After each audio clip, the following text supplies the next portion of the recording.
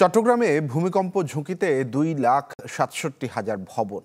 বিশেষজ্ঞদের মতে নগরে 7 থেকে 8 মাত্রার ভূমিকম্প হলে ক্ষতিগ্রস্ত হবে প্রায় 75 ভাগ ভবন। অভিযোগ করেন বেশিরভাগ ভবন নির্মাণে মানা হয়নি বিল্ডিং কোড, আর দুর্যোগ মোকাবেলার প্রস্তুতি নেই সিটি কর্পোরেশন কিংবা সিডিএর। বার্মা টেকটনিক প্লেটের 1.5 থেকে 200 কিলোমিটারের মধ্যে চট্টগ্রামের অবস্থান। ফলে দেশের সবচেয়ে ভূমিকম্প ঝুঁকিপ্রবণ অঞ্চলের অন্যতম এই নগর।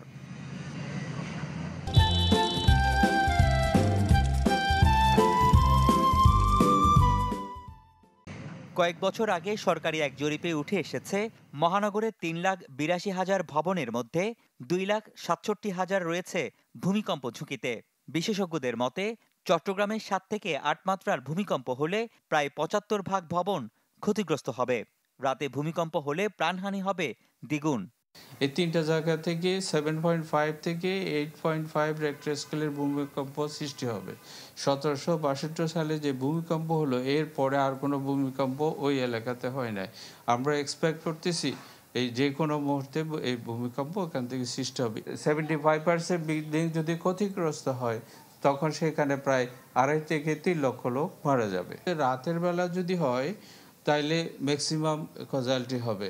তবে সব ঝুঁকি তুড়ি মেরে এই শহরে একের পর এক গড়ে উঠছে বহুতল ভবন, যার বেশিরভাগই মানা হচ্ছে না বিল্ডিং কোড।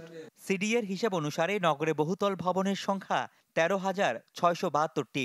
এর মধ্যে 94টিকে অতি ঝুঁকিপূর্ণ হিসেবে চিহ্নিত করা হয়, তবে নেওয়া হয়নি কোনো পদক্ষেপ। নতুন ভবন হচ্ছে সেখানে ভূমিকম্প প্রতিরোধী ব্যবস্থা ছাড়া, বিল্ডিং কোড ছাড়া বিল্ডিং তৈরি করতেছে।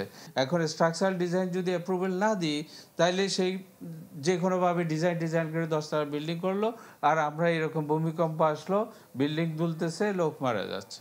ভূমিকম্প নিয়ে নানা আশঙ্কার মধ্যে তেমন প্রস্তুতিও নেই সিটি কর্পোরেশন বা সিডিএর।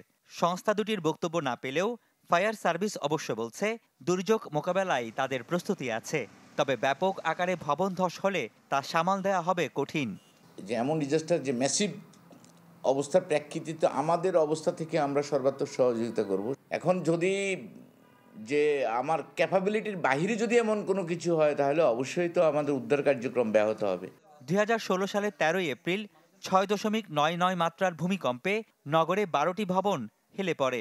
এর আগে 1997 সালের 21 নভেম্বর 6.1 মাত্রার ভূমিকম্পে প্রাণহানি হয় অন্তত 30 জনের।